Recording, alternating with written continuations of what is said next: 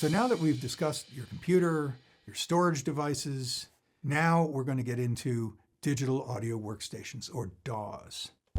Once your computing devices have been procured and set up, you will need to focus your attention on setting up the virtual recording studio that will reside within your carefully curated computer. This software is known as the Digital Audio Workstation.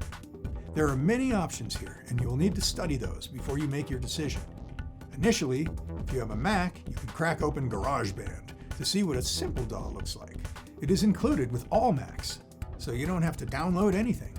If you're running on a PC, my choice to start off your learning experience would be with Pro Tools Free.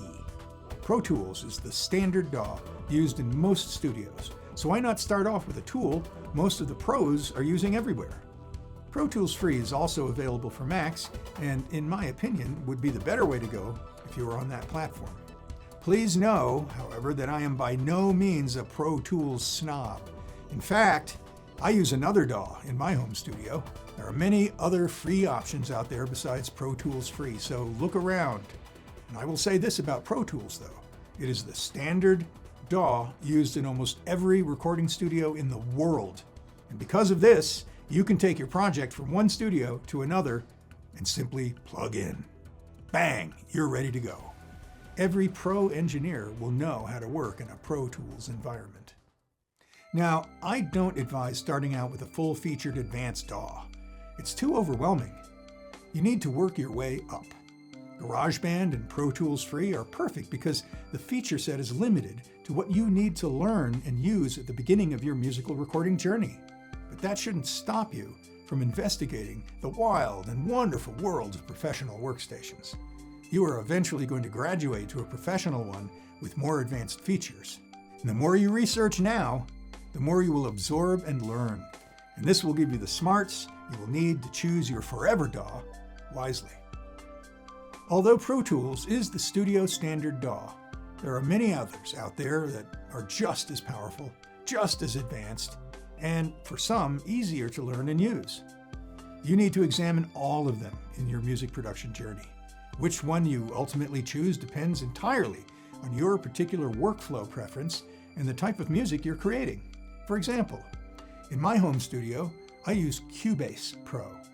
Cubase is produced by a German company called Steinberg. Now, I started using Steinberg products way back in the 80s when I ran its Pro 16 MIDI sequencing application on my Commodore 64 computer.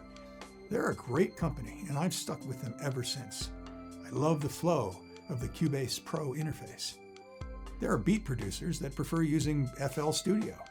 That DAW is specifically set up for drum machines, synths, and MIDI-based production. I still like their original name, Fruity Loops.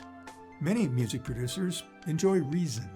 This DAW started out as a MIDI platform created by a Swedish company called Propellerheads. That platform provided exceptional synths, drum machines, and other tools that you could program within the application or access from other DAWs using its Rewire interface. In 2009, they introduced the ability to record audio, and it became a full-fledged DAW. Its intuitive design and workflow make it the preferred DAW for many musicians, producers, and songwriters. When it comes time to move forward, enjoy the process of educating yourself in all of the DAW flavors out there. When you find your perfect DAW, it will become your best friend in the studio for the rest of your music producing days. I will have another course available soon that covers in detail every aspect of the digital audio workstation. In this course, I will give you a bird's eye view of the components of the DAW and show you how it will become an essential part of your home studio.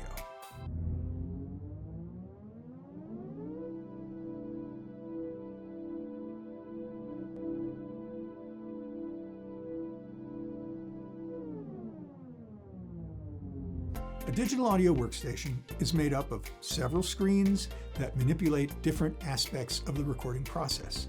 The project window is where you create, arrange, and manipulate the tracks that make up your recording. Tracks are aligned vertically on the screen in a timeline format and contain various types of information. MIDI data can be recorded from a keyboard, imported, or keyed directly onto the screen.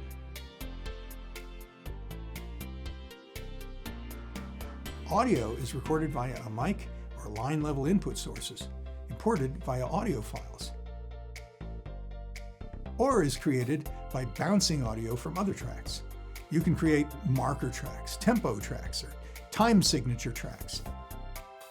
And all audio is non-destructive, meaning that anything recorded will always be saved even if you delete it or chop it up on the track. But to make life simpler, when you were recording, like in the olden days of recording to tape, you have to arm a track for recording before it will actually record anything. The project window is where you cut and paste sections of audio or MIDI information, create loops, adjust the quantization, do pitch correction, write automation, and perform any other manual adjustments to the audio waveforms and MIDI notes. When you are in the recording phase, this will be your primary window. Then you have the mix window. This is where you mix and adjust the audio to create a balanced and polished final mix. Your tracks show up as audio on channels displayed horizontally across the screen. These channels can be mono, stereo, or multi-channel. And each channel has the following basic features. A fader, which allows you to raise and lower the volume of the channel. A panner. On mono channels, this allows you to move the audio right or left across the stereo field. Solo and mute buttons. These do exactly what they say. They solo the channel or they mute it. Most channels have parametric EQ. And here you're able to selectively raise or lower specific frequencies or ranges of frequencies using a knob that controls the frequency, and a knob that controls the volume of that frequency, and a knob that controls how wide a range of frequencies should be included. There are usually 3 sets of these to control bass frequencies, mid frequencies, and the high frequencies. Sometimes you have a high pass and or a low pass filter, which will also be included. Then there's the insert, and this will send the audio to a plugin of your choice. The output of that plugin is then routed back to the channel. We'll cover more about plugins later. Then you have a send. This routes a copy of the audio to a bus. The audio copy can be sent without regard to where the fader is on the channel. This is known as pre-fader, or it can be sent matching the level of the fader. That's known as post-fader. And this audio is sent to another plugin which has its own channel. So you can change the levels of the dry and the plugin version separately. Then there's gain.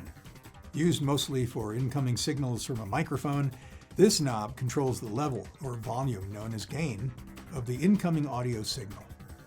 Then you've got automation.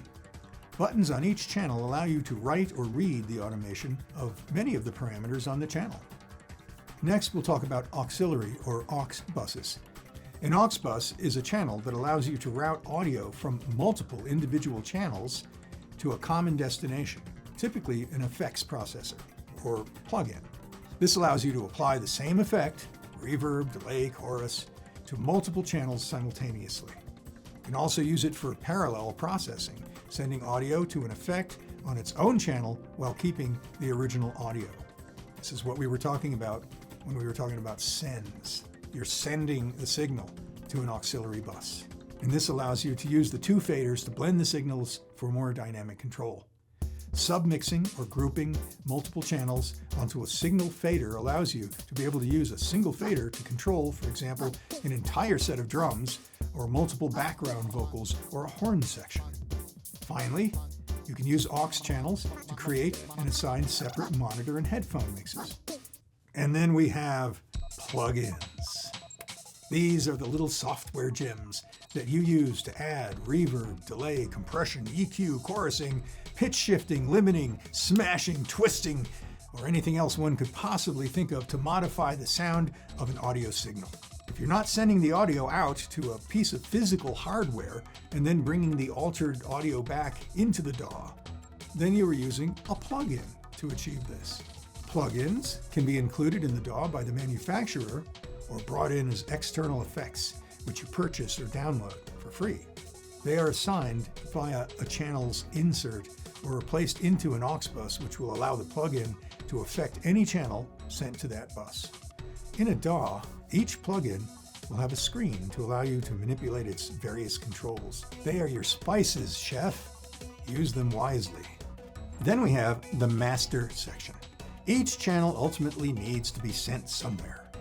In a DAW, that somewhere is via a bus, which can go express to the main mix bus, or it can go local and be routed to an aux bus for grouping and further processing. Ultimately, all of these buses end up at the main terminal, the master section. This section handles the final processing and routing of all the audio. The mixed signal can be sent directly to the output bus, or it can be passed through a bus compressor to glue the audio, making it more cohesive. The master section is where you route the audio signal to the various monitor and headphone outputs, and this is also where you have your talkback section when you need to converse with the talent.